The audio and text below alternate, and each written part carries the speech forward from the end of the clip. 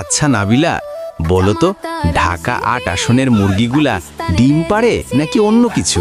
কেন হঠাৎ এই প্রসঙ্গ কেন?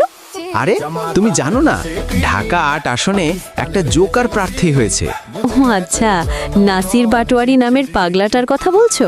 ঠিক ধরেছ, ওই ফটকাবাজ পাগলাটার কথা বলছি। হঠাৎ এই অদ্ভুত প্রশ্ন কেন আকাশ? পাটোয়ারির সাথে আবার ডিমের কি সম্পর্ক?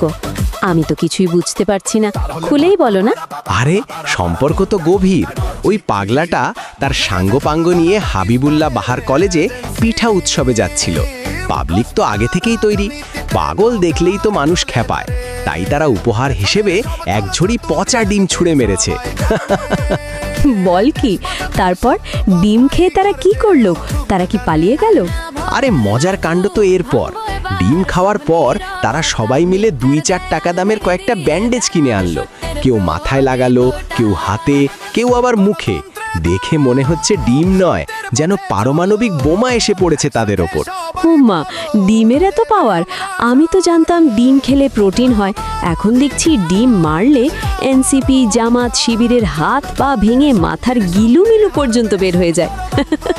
আরে পাগলা নাসির পাটোয়ারি এসব পাগলামি করছে জামাতের কথায়। ওরা মির্জা আব্বাসের জনপ্রিয়তার ধারে কাছে যেতে না পেরে এসব নোংরা খেলায় মেতে উঠেছে। জনগণ এমন বোকা না, সব বোঝে।